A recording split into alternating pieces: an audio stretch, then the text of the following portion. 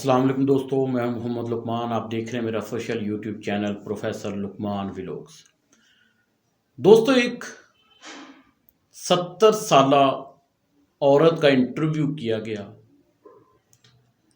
یہ کس طرح ممکن ہو سکتا ہے کہ 50 سال تک ایک آدمی اپنی بیوی سے بے پناہ محبت کرتا رہے؟ اس عورت سے اس بوڑھی عورت سے سوال پوچھنے والی عورت نے، جو انٹرویو کرنے آئی تھی، سوال پوچھا تھا، کیا بلا کی خوبصورت تھی؟ کیا آپ کو کھانا بہت اچھا بنانا آتا تھا؟ ایسی کیا تھا کہ 50 سال تک کی عمر میں بھی آپ کے خامد آپ سے اتنی محبت کرتے ہیں؟ یا آپ مالدار خاتون تھیں، یا آپ کے بچے بہت زیادہ تھے؟ تو اس عورت نے بڑا خوبصورت جواب دیا کہ نہ تو میں بلا کی خوبصورت تھی، اور نہ ہی کھانا بنانے مجھے اچھے آتے تھے، نہ ہی میرے بہت زیادہ درجنوں بچے تھے کہ مجھ سے محبت کی جاتی. اس نے کہا، میں نے بہت سی ایسی لڑکیوں کو ذلیل و خوار ہوتے دیکھا جن کے خامد انہیں منہ نہیں لگاتے، جبکہ وہ بہت ہی خوبصورت ہوتی ہیں. لیکن میں نے ان کے برعکس بدصورت عورتوں کو ان کے ہسبینڈ بے پناہ محبت کرتے دیکھے ہیں. نہ ہی میری بہت زیادہ اولاد تھی، درجنوں بچے تھے کہ مجھ سے اتنی محبت کرتے. کہتے میں نے بہت سی ایسے عورتیں دیکھی جن کے درجنوں بچے ہیں، لیکن ان کے خامد انہیں منہ نہیں لگاتے، ان سے دور بھاگتے ہیں. تو اس انٹرویو کرنے والی عورت نے سوال پوچھا، تو پھر ایسا کیا تھا کہ آپ کے خامد 50 سال سے آپ سے اتنی زیادہ محبت کرتے ہیں؟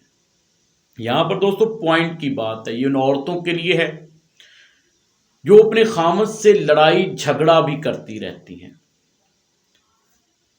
کہا کہ بات صرف اتنی سی ہے کہ جب میرے خامد کی اور میرے درمیان میں تلخ کلامی ہوتی، لڑائی ہوتی ہے، تو میں خاموشی کا سہارا لیتی، خاموش ہو جاتی ہوں.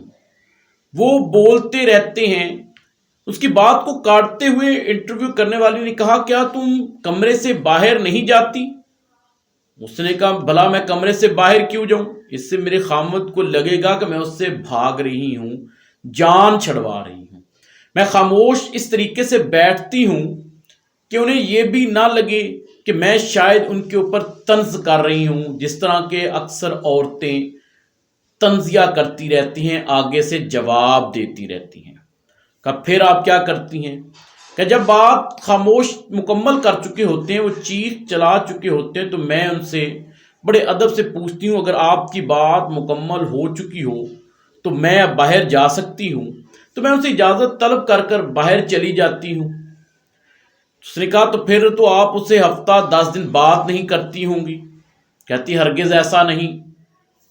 جب وہ تھک جاتے ہیں، کیونکہ مجھے پتہ ہے کہ اب ان کے گلے کو تھوڑی آرام کی ضرورت ہے، تو لہٰذا جب وہ تھک جاتے ہیں، شام کو ویسے بیٹھ کے گپ شپ لگا رہے ہوتے ہیں، میں ان سے نارمل بات کرنا شروع کر دیتی ہوں. تو وہ خود ہی مجھ سے پوچھتے ہیں کہ کیا تم مجھ سے ناراض ہو؟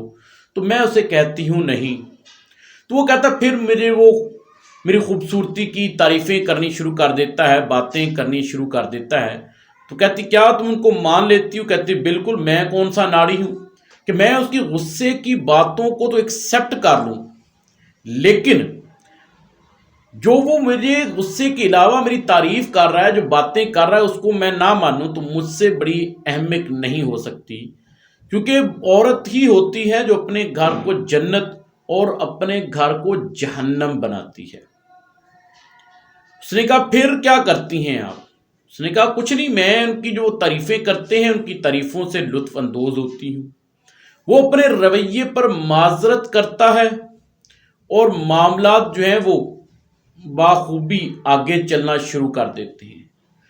اس نے کہا، یہ وہ لوگ جو اپنی زندگی میں دوسروں کے انٹرفیرنس کو رکھتے ہیں، جو اپنے خامد کی بات کو نہیں مانتے، ان کو ترجیح نہیں دیتے، اور ان کی غصے کی بات کو تو سچ مان لیتے ہیں، لیکن وہ جو بغیر غصے کے آپ سے بات کر رہا ہے اس کو آپ نہ مانیں، تو اس طریقے سے آپ کا گھر جو ہے وہ برباد ہو جاتا ہے۔